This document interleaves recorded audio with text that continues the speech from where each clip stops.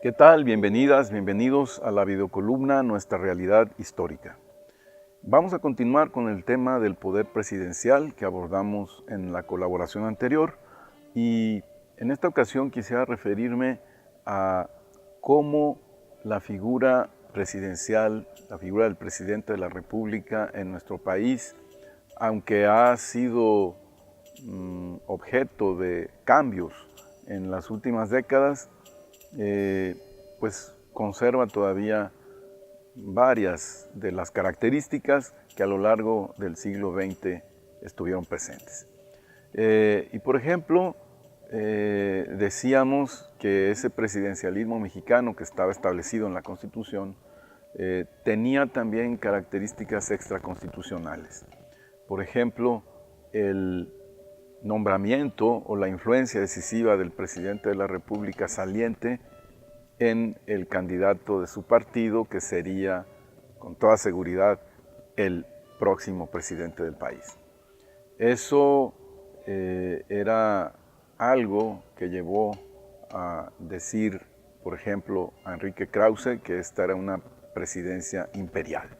El presidente que actuaba como un rey, como un emperador, que imponía su voluntad a los poderes a los poderes legislativo y judicial. Y sí, también a los poderes ejecutivos de los estados, por ejemplo. Entonces, en las fechas del poder presidencial priista, los gobernadores estaban muy limitados en sus atribuciones y eran fuertemente presionados por el centro para, por ejemplo, incluso también el nombramiento de candidatos priistas a los gobiernos estatales. En Colima, por ejemplo, tuvimos muchos candidatos que eran nombrados prácticamente desde el centro, que habían hecho sus carreras políticas en el centro del país y que poco o nada conocían la realidad de su estado o de sus estados. Y tendía a haber una suerte de equilibrios de los juegos de poder entre los grupos locales y los grupos federales, entre los personajes que habían hecho su carrera política en la entidad y quienes la habían hecho en el centro y tenían pues el apoyo presidencial. Y se buscaba más o menos que se fueran alternando en los periodos los locales, los federales, los locales, los federales. A veces esto no era así y prevalecían los que tenían apoyo de la federación. Pero ¿qué sucedió cuando en México se dio la alternancia política en el año 2000? Y cuando llegó a la presidencia Vicente Fox, abanderado del Partido Acción Nacional y del Partido Verde Ecologista de México, en una alianza en aquel momento, ahora el Verde es aliado del PRI. ¿Qué sucedió?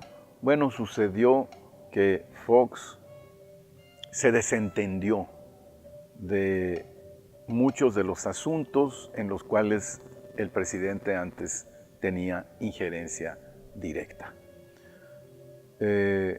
Cuando hubo un problema por la televisora de TV Azteca que tomó las instalaciones de Canal 40 en el Cerro del Chiquihuite, fueron con Fox y le preguntaron qué estaba sucediendo, por qué se permitía que se diera este tipo de cosas.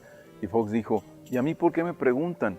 Como si no tuviera la obligación de guardar y hacer guardar la Constitución y las leyes que de ella emanen.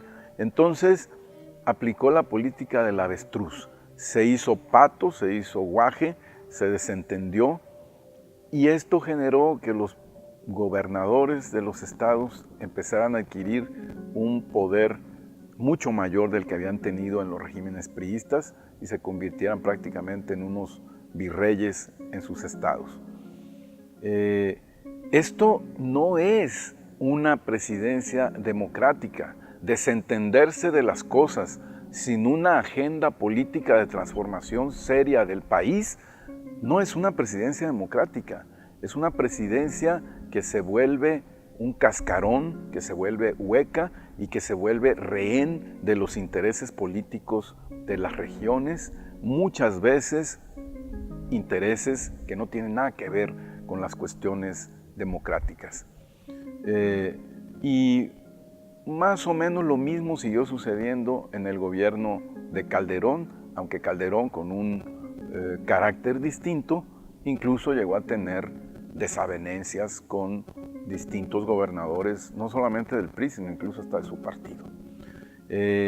Entonces, estos 12 años de la transición mexicana realmente fueron 12 años desperdiciados porque no hubo un proyecto de país para transformarlo realmente en lo político, en lo económico, en lo social y en lo cultural. Y con el regreso del PRI, pues lo que vemos es que realmente no hay ninguna novedad, las mismas tendencias autoritarias, las mismas soluciones autoritarias, las mismas tentaciones autoritarias. Y la diferencia es que ahora la figura presidencial pues está sumamente deslegitimada y lo único que la mantiene pues es la fuerza y la inercia. ¿Hasta cuándo tendremos los mexicanos un cambio verdadero y profundo? No lo sé. Creo que debemos de pensar y actuar al respecto. Muchas gracias.